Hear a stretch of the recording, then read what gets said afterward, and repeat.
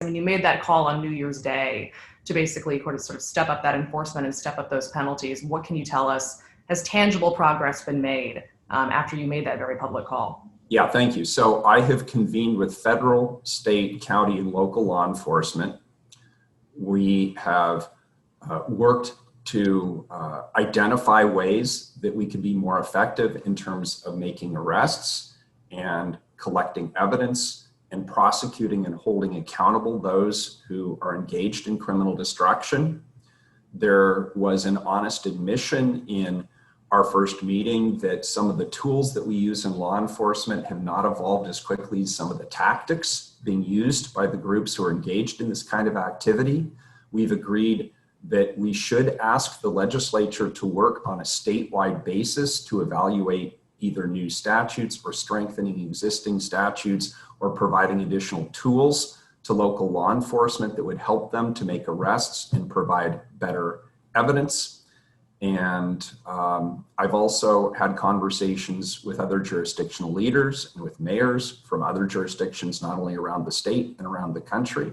And I think there's a commitment here that going forward, we need to collaborate more. We need to use the tools that we have as effectively as possible. We need to improve our investigative strategies and collaborate with each other because different levels of government have different abilities around investigative matters.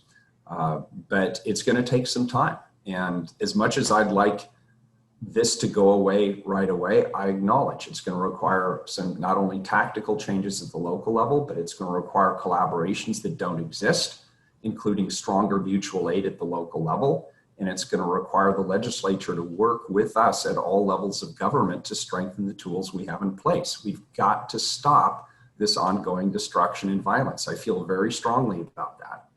Might any of that be in place by January 20th, given that on social media there are calls for marches in DC, which, as we've seen, sometimes spark similar movements and unrest here in Portland?